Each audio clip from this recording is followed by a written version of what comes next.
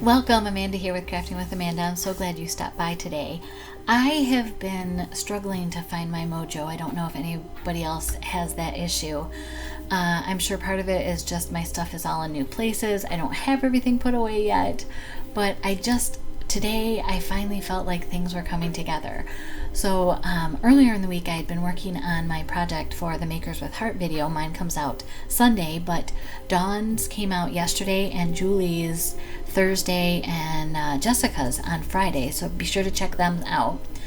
And in the process of doing that layout for the Makers with Heart, I seem to have found some mojo. So I have these photos from my high school graduation many moons ago, and I decided I would mat them with black because I needed something. They were smaller photos.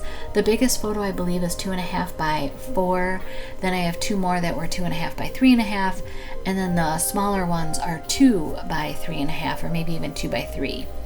So I matted them all in black, and it was funny as I was laying them out to show what sizes they were and how many of each one, this layout kind of came to me. Then I realized that Jackie from Craft IQ had put out a sketch that she had done that's very similar to this layout.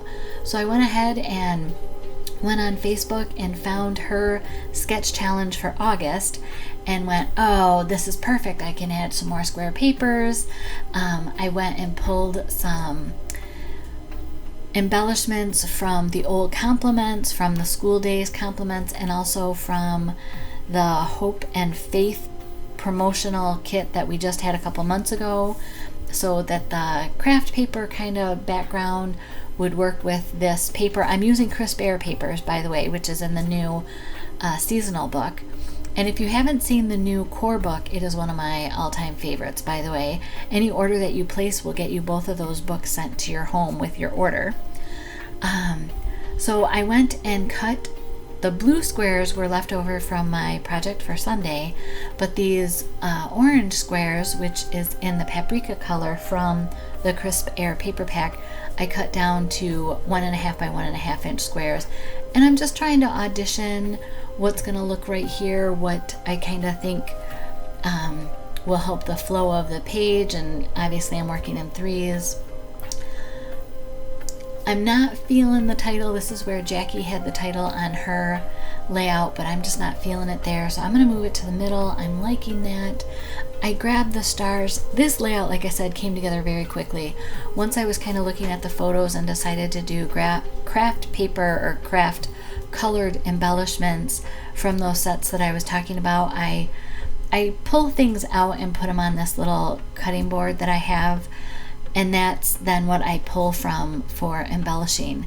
It doesn't mean that's the only thing, but it kind of is my jumping off point. So having this stuff on there, this layout it flowed. It was so quick. I like these little chevron pieces kind of outlining the corner, again, with a nod back to Craft IQ's sketch for this month. Be sure to check her out. I'm sure that it was a subliminal planting that this layout came together so quickly with these photos.